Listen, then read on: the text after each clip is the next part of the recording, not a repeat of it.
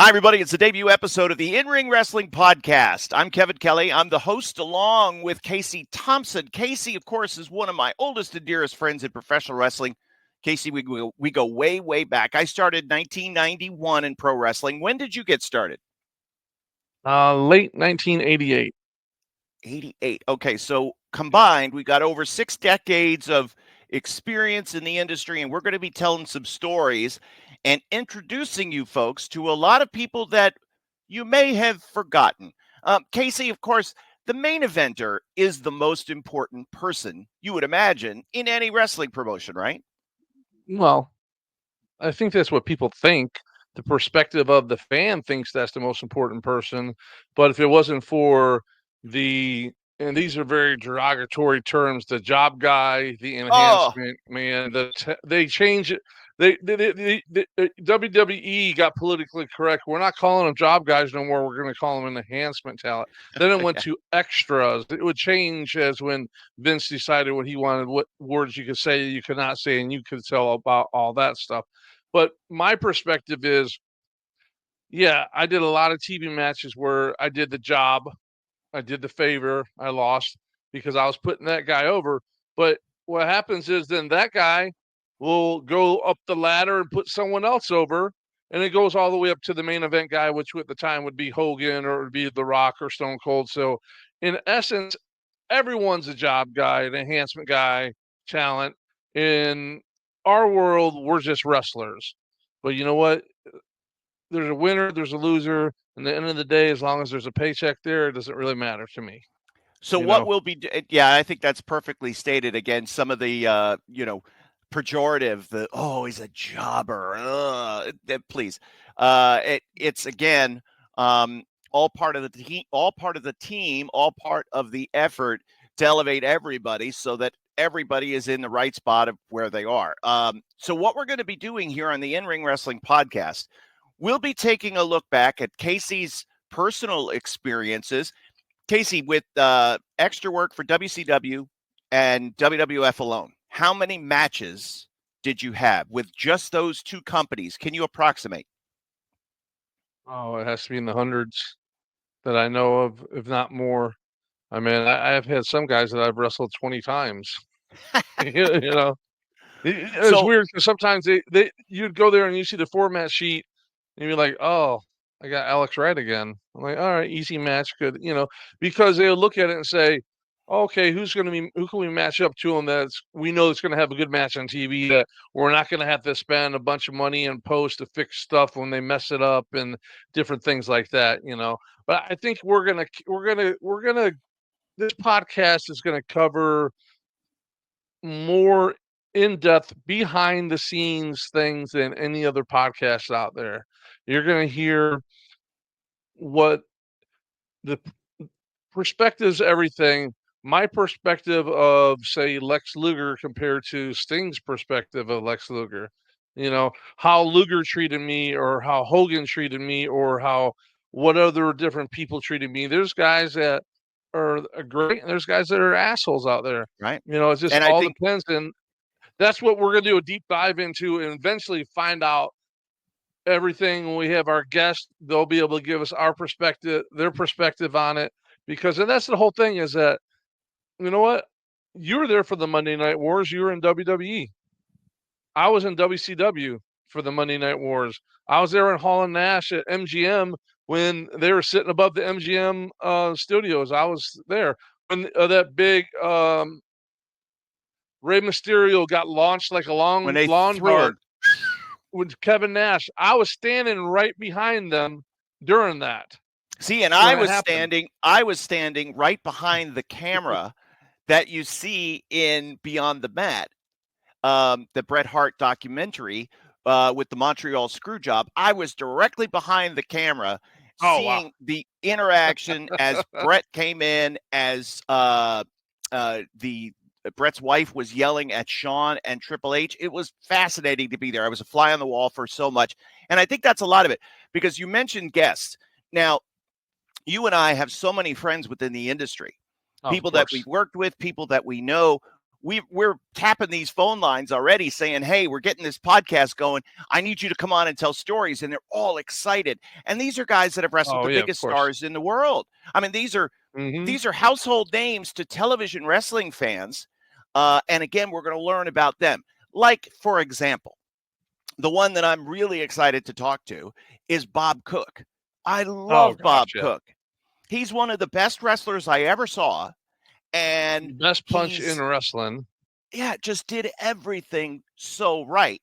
And we're going to find out what made Bob Cook's career unique. We're going to find out what he knows, what he likes, his perspective on different people. Now you multiply that times every other person, and we might even find out why he didn't make it huge, which I already know the answer, but we'll wait until he's on. Right. There's rumors that I've heard about Bob Cook, by the way. I've got about 4 different rumors that I'm going to go down the list, and I want to find out what the reason is. Because again, you hear nothing, you believe nothing of what you hear, and half of what you see in pro wrestling. So we're going to find that out. This is not going to be like every other podcast, right, Casey? We're not going to bore the audience with WWE recaps, AEW news, blah, blah, blah, gossip. We're getting into I don't even watch stuff. the current product. I don't watch the current product at all. I was just speaking to one of the behind the scenes right before we started recording. I was just speaking to one of the AEW behind the scene agents, Jerry Lynn, and we were talking about the product, and he's like, "Yeah, I don't really watch it a lot himself." And he's there. It's just when you're on the road 300 days a year, you don't have time to watch it. He's too busy running around there to see it, doing his job, and I think another perspective we're gonna have is we're gonna have guys that are made it to superstardom, but started off as a job guy, right? And get their story, how their journey took them from doing jobs on TBS to main event in Madison Square Garden, main event in WrestleMania. So I think we're going to have like so many avenues of stuff that people want to know and they haven't heard, and they're going to be able to find out right here in the In-Ring, wrestling podcast. I think it's going to be fantastic. And the other thing that's going to be unique about this podcast, folks, and you're going to hear me say this a lot, this is going to be 30 minutes or less. And I want you, as the audience, I want you to give us 30 minutes every week and tell 3 friends. That's all we're going to ask. 30 minutes every week, tell 3 friends about the In-Ring Wrestling Podcast. Casey, of course, you and I have known each other for many, many years. We both came up through the state of Florida. I have had the privilege and pleasure of calling thousands of matches all over the world. You got started in a very unique way. You were known and very famous as the world's strongest teenager. How did you, what did you win? How did you earn that title? And how was that a launch into pro wrestling? I started wrestling. I won the Teenage National Championship and won the Teenage World Championship, set a bunch of world records. I was really, like they say, freakishly strong. But I wasn't big. I mean, I had monsters. I had 32-inch legs and my waist was 32-inch. And I remember being like 15, 16 years old, and Kevin Sullivan, rest his soul. Kevin was one of my closest friends, a mentor, did so much for me. He'd always make fun of me, calling me, "Oh, hey, tabletop," because my chest wasn't big and stuff like that. And I'd say stuff to him and all that. But Kevin, when we were doing WCW, Kevin, his committee was Kevin was the head booker. Then he had Terry Taylor was there. Jimmy Hart was on it. Paul Orndorff was the assistant. Arn Anderson, and he told Terry Taylor, because every time I see Terry Taylor, is like, "Oh, Casey Thompson, the world's strongest teenager." Every time we walk by anywhere, he would say that. But because of Kevin, a lot of doors open with WCW to where they had so many syndicated programs that they had to have so much content. Right. And we'd wrestle either Universal or Disney at one of the sound stages, and we would do 3 weeks straight, 3 tapings a day, 3 weeks straight, every 3 months. So Kevin being my friend, he told Jimmy and actually told Terry, he said, "Hey, make sure Casey he's not here to sit around and have the day off, making sure he's working. I worked almost every single taping. Yeah, And you were on every show. Let's go back. Let's go back to how you got started. So you started as, of course, freakishly strong, incredibly huge legs. You're setting powerlifting records all over. And then you said, I am going to get into professional wrestling. Was it something you always wanted to do? Tell me that something I story. always wanted to do, something I always wanted to do as I was a kid. My parents grew up up in Michigan, up in the Sheiks territory. They went to the matches, like they followed the circuit, you know, Mighty Igor, Stomper, all those guys up there, right? We grew up in Florida. We're down there, and they were watching. I think it was like the MG, at Madison Square Garden channel. It was WWF at the time, and I was like, looked and I was like, I'm going to bed. This sucks. I was like, I'm like, this is stupid. I don't know, just a waste of my time. Then you hear that music and hear Gordon Soley, Florida Championship Wrestling, and it was two guys that got me hooked. And one is the American Dream, Dusty Rhodes, and the other one, I'm actually wearing a shirt of his today, Blackjack Mulligan, That's which right. ironically, Blackjack became Blackjack had a big part in big part in your success at the beginning, back Yes. when we were at Universal at Soundstage 23 for Eddie Mansfield for IWF when he had Yep. that. Jack was a We could mentor of spend mine. Jack ran. Yeah, we could spend episodes just talking about Blackjack Mulligan alone. Now, I was Oh always gosh, yeah. I always thought, and tell me if I'm right or wrong. Did Blackjack Mulligan, was he the one who broke you in? Was he like your official trainer? Did you have one? No, my How did that official go? trainer was Jerry Gray, the Golden Boy. Jerry Okay, Gray. He's an old Florida Handy, Bahama champion, sure. and Jerry is he has a bad rap and he ripped off a lot of people, this and that, just like the rest of them. But you know what? With me, I lived 2 blocks from him, and he took the time. I trained for a year before I had my first match, which is That's a good sign. unheard of these days. Yeah. Right. So I mean, we really sure made sure. And then I'd wrestle twice. I'd wrestle as Casey Thompson, then I'd wrestle under a hood and mask and with a big weave as like a ninja called the um, um American Samurai or something like that. And I always wrestled Jerry in the main event. So I would do opening match and then main event. But so I got the opportunity to wrestle Jerry. We wrestled a lot of 60-minute matches back in the day, which those are not easy to do. That's the conditioning we had.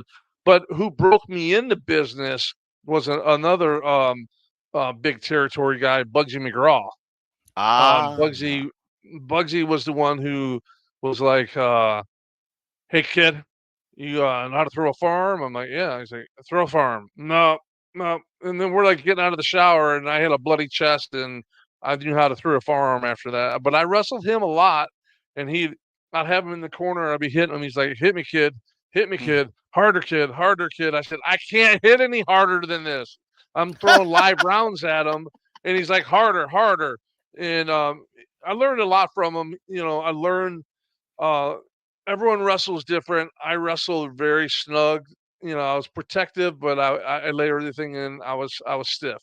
But I was Blackjack was one of my mentors, and he would say he'd throw that big forearm up and say, "Watch the tater, kid," and here it comes, bam.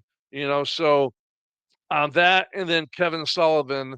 So between Blackjack and Kevin Sullivan, I really got to learn the business side of it, the psychology, all that, because they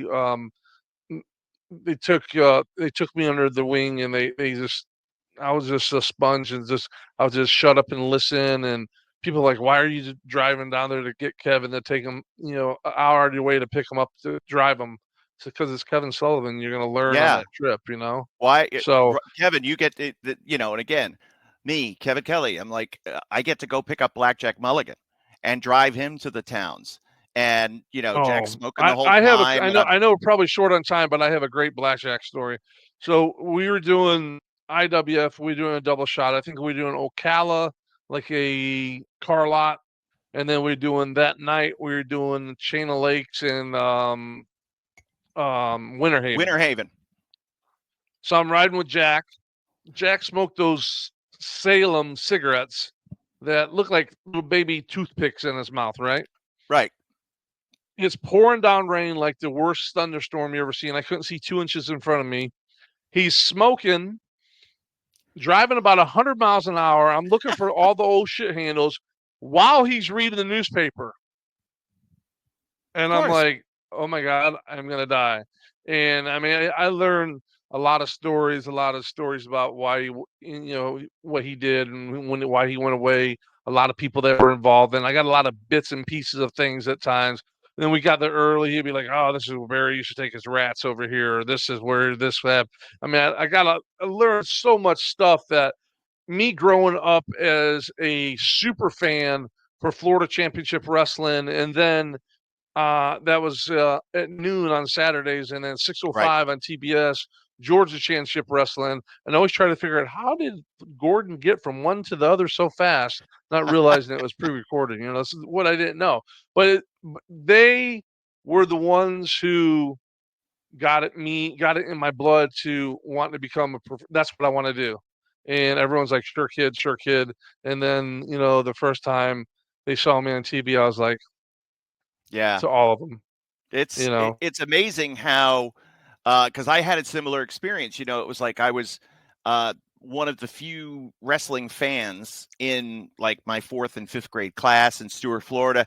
And I remember fighting kids over whether or not it was real or fake or whatever. Yeah.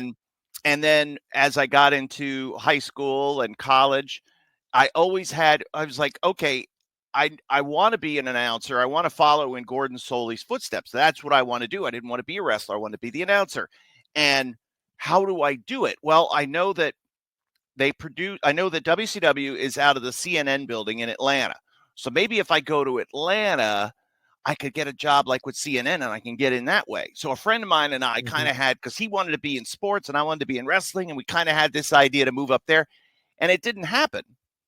But again, we'll get into the how did we get to where we are here. This is just the introductory episode, folks, of the brand new In-Ring Wrestling podcast. Casey Thompson, Kevin Kelly will be with you each and every week, 30 minutes or less, and tell 3 friends. That's what we're going to do each and every week. We're going to be taking a look back and talking about a bygone era for most of us. Most fans don't even realize that there was a whole network of guys all around the country, Casey, and their job on Saturdays or whenever they would tape TV would be to show up at that studio at a specific time and get beat up on TV. That was all they did. You know what? And I'll break down the pay structure of how much money they're making. And I'll tell you all that. And remind me on one of the next episodes to tell you how I got my first TV match with WWE against Legion of Doom. Okay. It's a and great I also one. want to find out, there is a very famous story, which we'll just touch on here briefly, but we'll tell it we could do a whole episode on this. How in one match, Casey Thompson caused over $125,000 of damage without ever leaving the ringside area. He broke equipment that totaled $125,000 or more. And we'll find out how it happened, who was there, what happened afterward. Did he get fired? Was he blackballed from the industry? How much trouble did he get in? Did he do it on purpose? I want to find out all these stories because there are so many things. I was hardcore before it was hardcore. Casey, there's so many things that as we started talking about, and again, this is your brainchild. This was your idea. I really want to tap into and talk to guys that don't get the spotlight, don't get featured as much. Everybody forgets. And listen, there are some household names like Barry Horowitz of the Brooklyn Brawler, and well-deserved. Those guys are famous for being enhancement guys, however you'd say it. But again, there were people like yourself, like your partners, like our friends, like so many other guys who kind of didn't get the notoriety that they might have deserved. It's just kind of the way it happened. But again, we're able to have careers in pro wrestling. I do want to ask you one question because we are short on time. We only have a few minutes left. Mm-hmm. A common misperception is that the people who were enhancement guys, the job guy wrestler, the whatever wrestler, they weren't any good. Is that true? Tell me. I can tell you this in a very short. The agents at WCW would say, "Could you please go out there and make them look good?" The reason why I did jobs with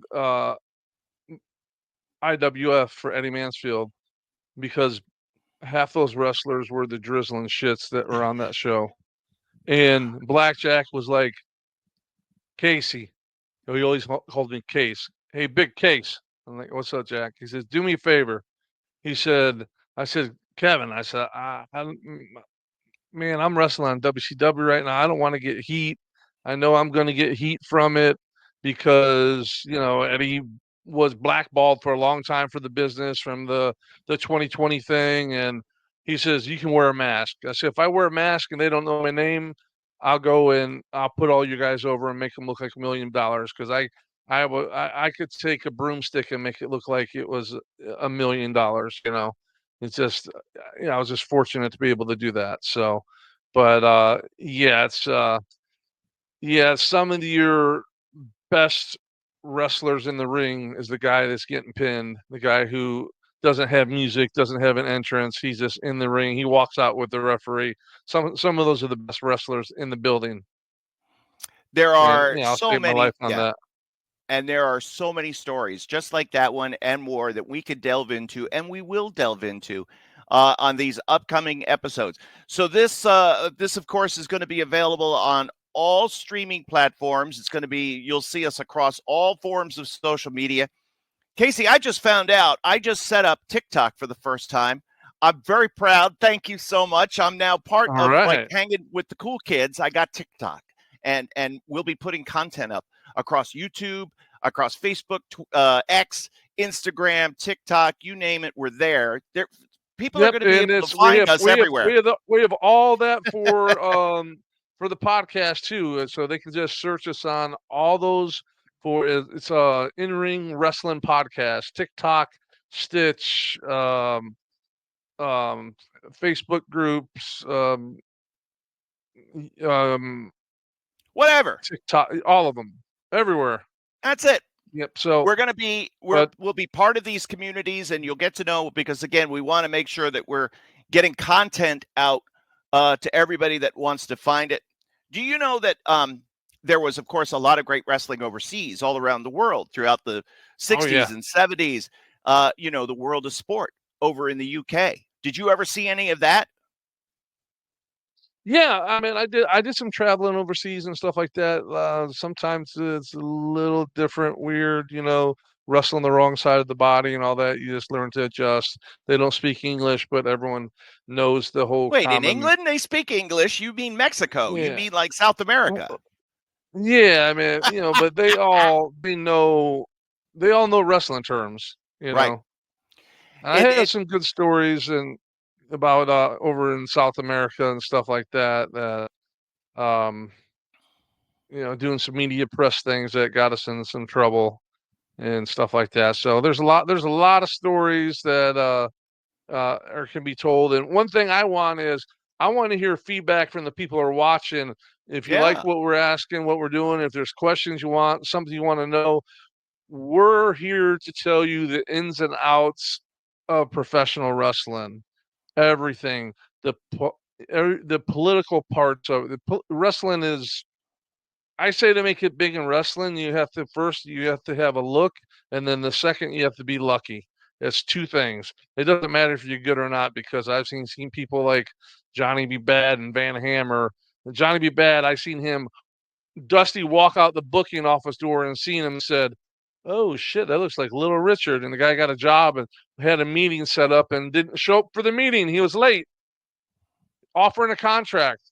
And then he brings his buddy Van Hammer in. So, it's all about being in the right place at the right time, knowing people, stuff like that. So we're going to do a deep dive into all of it. And there's something you want to know, something you've heard you're not sure about, we probably know the answer to it. Yeah. Just send us a message on any of the social media links, and we'll be happy to dive into it.